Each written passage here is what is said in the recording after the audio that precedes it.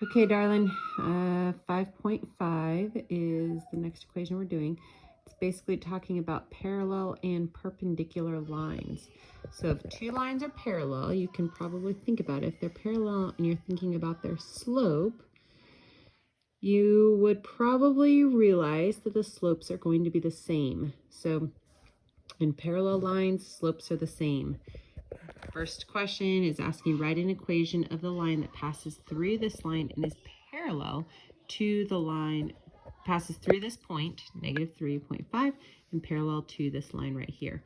So basically, by giving an equation of a different line that's in slope-intercept form, they're telling us the slope of the line. So we need an equation of a line with slope 3 and goes through this point.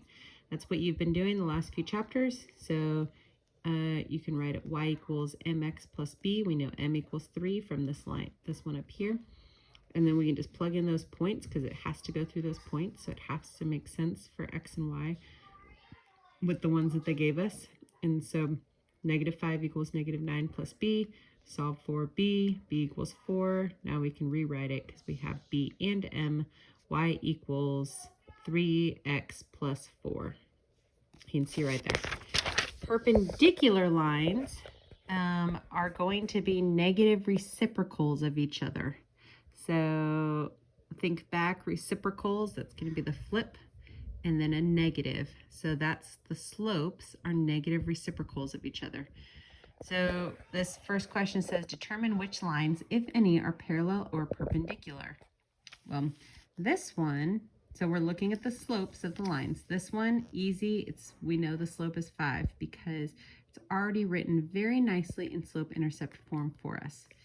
This one's in standard form, and this one's in pretty much standard form. We just need the x and the y are switched backwards. But if we write them in slope-intercept form, then we can compare the slopes and be able to know whether they are perpendicular parallel to one another. So this one, we want to subtract the x and divide by 5, so it would equal y equals negative 1/5 x plus 2/5. So you can go through the points.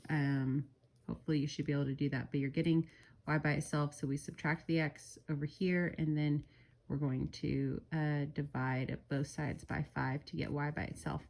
So when we have negative x plus 2 divided by 5, negative 1/5 x plus 2/5. So the slope of this one is negative 1/5. Okay, well that is perpendicular to 5. Negative 1/5 and 5, those are perpendicular. So we know that A and B are perpendicular with each other. Now let's go with C. C, we're going to add 2x over here and then divide both sides by negative 10. We're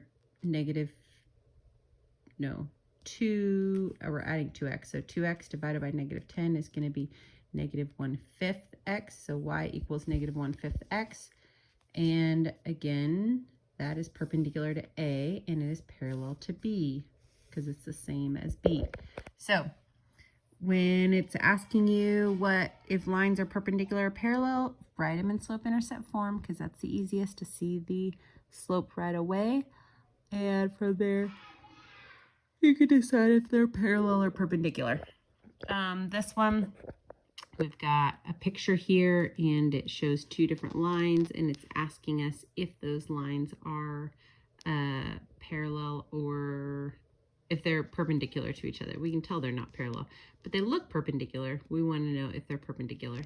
So they did give us the equations. Again, we need to just write them into slope-intercept form so that we can decide if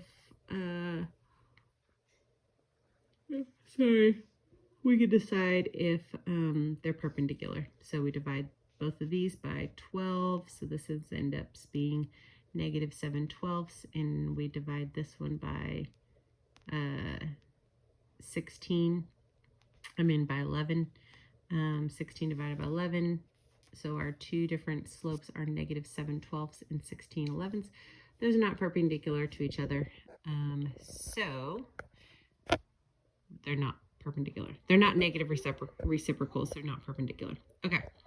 Write an equation of the line that passes through 4, -5 and is perpendicular to the line y equals 2x plus 3. Similar to the one we did before, except now we're perpendicular. So instead of using this as our slope, we're going to do the negative reciprocal, which is -1/2. And so y equals -1/2 x plus b. We don't know what b is yet, but we do know it passes through that line, so we can plug in 4 and -5. -5 equals -1/2 times 4 plus b. It's written right there. -1/2 4 is going to be -2. Add 2 to both sides. B equals -3, and we can write it out. Plug it in. Right out there. So that's all you have for today. It's a lot of what you've been doing. The key concepts really are just perpendicular, same slope. Sorry, parallel, same slope, perpendicular, -1/2 reciprocal. Sorry, negative reciprocal. I'm not on my game today. Okay, hopefully you figured that out.